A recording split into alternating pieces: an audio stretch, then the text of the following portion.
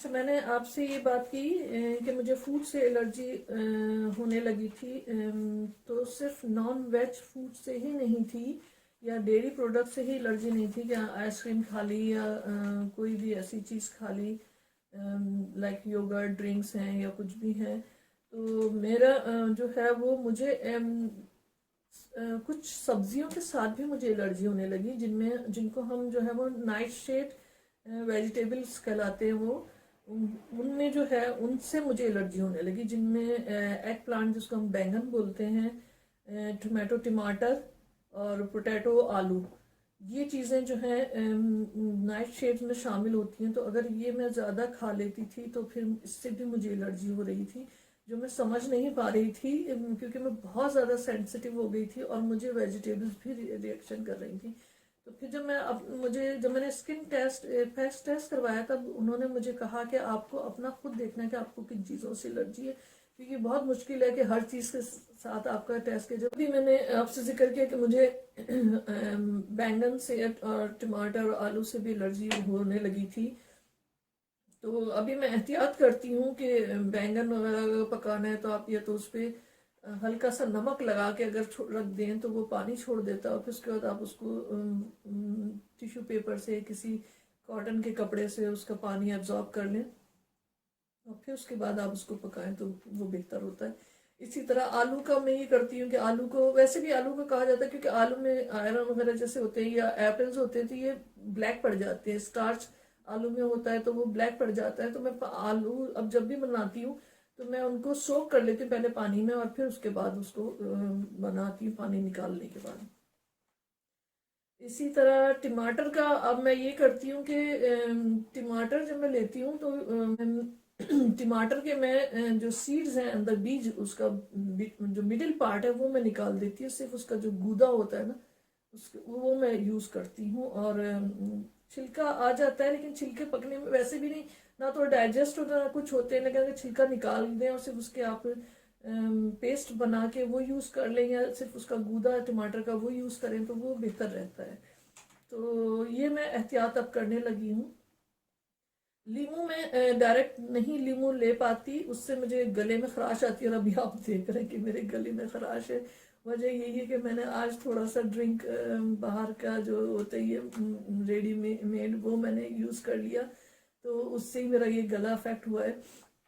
लेकिन वैसे भी अगर मैं लीमू लेती हूँ डायरेक्ट तो मैं लीमू के साथ लाइम मिलाती हूँ, लेमन के साथ लाइम मिक्स करके फिर वो मैं लेती हूँ, तो मुझे वो ठीक रहता है। वरना लेमन या लीमू जो है वो मेरे लिए खट्टा रहता है, तो फिर वो मैं उसको अवॉइड करती हूँ। बल्कि जब मुझे मुझे कहा गया कि मुझे पानी भी जो है वो टैप वाटर ना पिए, क्योंकि उसमें भी पान जर्म्स जरासीम मारने के लिए, पानी को भी साफ करने के लिए इतने सारे अब केमिकल ऐड किए जाते हैं, तो वो अब उस तरह के आम हर किसी को तो नहीं, लेकिन कुछ लोगों को जो मेरी तरह के सेंसिटिव है उनको नुकसान देता है, तो टैप वाटर पी नहीं सकते। मैं पहले पी लिया करती थी, ऐसा नहीं कि पहले नहीं पीती थी, लेकिन जब से अवेकनिंग हुई है 2005 से, तो मुझे पानी से भी बहुत ज़्यादा मेरे यानी हाथ अगर धोती टैप वाटर से तो वो भी स्किन भी बहुत ड्राई होने लगी। जो डॉक्टर ने मुझे कहा कि आप बहुत ज़्यादा हाथ धोती हैं, आप अवॉइड क्या करें। वॉल्विक वाटर मैं यूज़ कर रही थी, तो मुझे हुआ कि मैं वेट कम करने के लिए, क्योंकि मेरी वाटर रिटेंशन प्रॉब्लम बहुत ज़्यादा हो गई थी और वेट मेरा बहुत बढ़ गया था, बदन में ताकत कम हो गई थी, लेकिन मोटापा देखने में मोटी लगती थी बहुत ज़्यादा। आप लोग का खैर कमज़ोर हो गई हूँ, तो मैं हंस के कहती मैं अब कमज़ोर नहीं हूँ, अब मैं हेल्थी हो गई हूँ। तो मैं ये कर रही थी कि पानी में जो है मैं एक लीमू लेती थी, और इसी तरह मैं अगर एक लीमू लिया तो आधा लाइम ले लिया, या अगर दो लीमू लिए तो एक लाइम, इस तरह ले लिया मैंने वो, और वो मैं उसका जूस निकाल के जो है वो पानी में ऐड करती थी, और फिर साथ में मैं गुड़ जो होता है बाकायदा मैं वो यूज़ करती थी। गुड़ को कूट के आप कह दें, या उसकी शक्कर जो बनी हुई अगर मिल जाए तो वो मैं पानी में थोड़ा डाल लेती थी, ताकि उसका खट्टापन भी मेरा गला ख़राब ना करे। तो वो पानी पीने से जो है मेरी हेल्थ बहुत अच्छी हुई थी, मेरे अंदर से वाकई मेरे सारे कहते ना कि डिटॉक्सिफाइंग हो गई थी मेरी बॉडी, क्लीन हो गई थी, और वो हम सबको करना चाहिए डेली बेस पे। तो अपने आप को मेडिटेट करें, अपने आप को हील करें, साथ साथ अपनी डिटॉक्सिफाइन ज़रूर करते रहें। अगर आप खाने खा रहे हैं साथ साथ, मैं ये तो नहीं कहूँगी कि आप सब लोग खाना छोड़ दें जिनकी अवेकनिंग नहीं हुई और किसी को नुकसान अगर नहीं है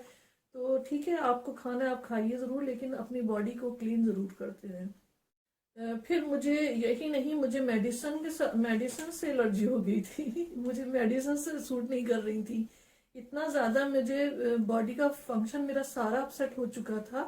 क्योंकि मैंने आपको बताया था, मैं 2005 से 2020 तक मुझे पता नहीं चला कि मेरी स्पिरिचुअल अवेकनिंग हो गई है या हो रही है। तो जिसकी वजह से जो है मैं लोगों की क्योंकि मैं एम्पैथ और हीलर हूँ, तो मैं लोगों की एनर्जी अपने अंदर ले रही थी जो मैं रिलीज नहीं कर रही थी, और वो मुझे नुकसान पहुंचा रही थी। दांतों में मेरे जो है वो दांतों में जो कीड़ा लगना कहते हैं ना, वो होने लगा। मुझे टूथ डिके जिसको कहते हैं वो हो गया, और उसकी वजह से मेरे दांतों में इतना शदीद आगे पीछे हुआ है ये प्रॉब्लम कि मुझे जो है वो दांतों की फिलिंग करवानी पड़ी। मेरे साथ ये हुआ कि शादी से पहले मेरी जो विजडम टूथ कहते हैं, अकल दाढ़, वो निकलनी शुरू हुई थी, और शादी के बाद भी आई थिंक आखिरी एक साइड की दाढ़ तो मेरे ख्याल से मेरी थर्ड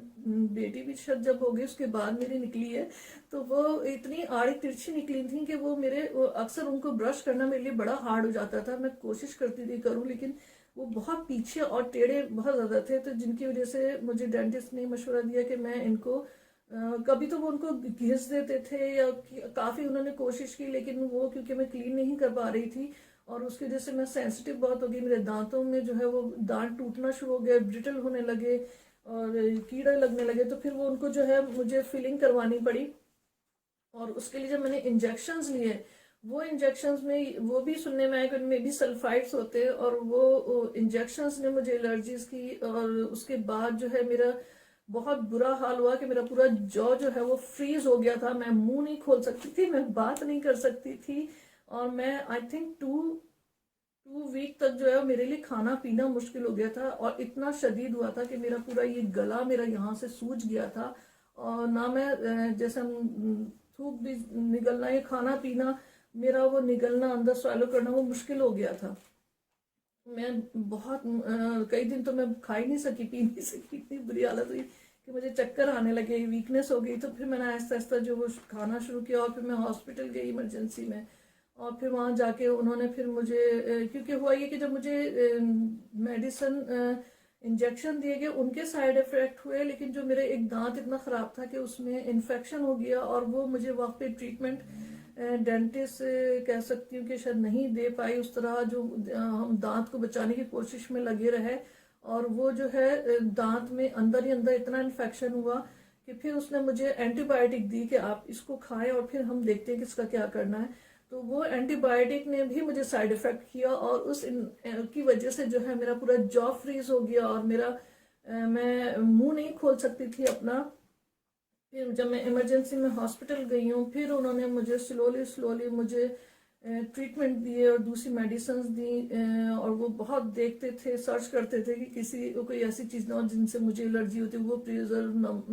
ई नंबर्स या प्रिजर्वेटिव्स ना हो, या सल्फाइड्स वगैरह या कुछ इस तरह की चीज़ें ना हो जो मुझे एलर्जी करें। तो वो उन्होंने मुझे फिर देना शुरू किया, और उसके बाद मेरे यकीन माने कि हम ये जो वैक्सीन के अक्सर स्पैचुलाज होते हैं या आइसक्रीम स्टिक आप जैसे कहते हो, उस टाइप की जो वाइडर स्टिक होती है, वो उन्होंने मुझे दी कि आप पहले एक रखो मुंह में, और वो मैं आहिस्ता आहिस्ता अपना मुंह खोल के वो अंदर रखती थी, और कोशिश करती थी कि उसको ताकत से जो अपने जॉ को खोलने की कोशिश करूं। फिर 2 किया, ऐसा ऐसा करके 3 4, फिर इतना जाके जब वो मेरा मुंह खुलना शुरू हुआ है तब जाके उसके बाद उन्होंने मुझे मेरे दांतों की ट्रीटमेंट दी। फिर मेरे दांत निकाले गए पीछे के, जो अकल दाढ़ विजडम टूथ जिसको मैं कह रही हूँ, वो निकले मेरे, और काफी सारे मेरे दांतों का हशर हुआ है किसी में फिलिंग हुई, किसी पे कैप चढ़ गई, यानी इतना ज्यादा मुझे नुकसान हुआ। और वो अब जाके मुझे 2020 में बताया गया कि मेरी सब हालत इस वजह से हुई है, क्योंकि मैं अवेकनिंग हो चुकी थी और मैं समझ नहीं रही थी, और बस क्या कह सकते हैं, टफ लेसन दिए गए मुझे, लेसन कि अब तो जागो, अब तो समझो और एहतियात करो। तो वो बस ये मेरे साथ गुजरा। फिर सिर्फ दांत ही नहीं बल्कि मेरी हड्डियों में भी वीकनेस आने लगी, बोन्स मेरी अफेक्ट होने लगी, और मेरे नेल्स जो है वो ख़राब होने लगे। पहले मेरे नेल बहुत स्ट्रांग होते थे, मैं ग्रो भी कर लिया करती थी, अब वो ज़रा सा भी अगर ग्रो होते हैं तो वो उनमें कोई ना कोई डिटेल हो जाता है या स्प्लिट हो जाते हैं और क्रैक आ जाते हैं और मुझे काटने पड़ते हैं। तो नाखून बहुत वीक हो जाते हैं उसमें। अगर आप नाखूनों का कलर चेंज होने लगता है, इसमें रिजेस आने लगती हैं, तो बहुत ज़्यादा जो है वो ख़राब होने लगते हैं। तो अब मैं ये है कि मैं एहतियात करती हूँ, कोई ऐसी चीज़ ना खाऊं, लेकिन साथ साथ अपने नेल्स की भी लुक आफ्टर कर रही हूँ,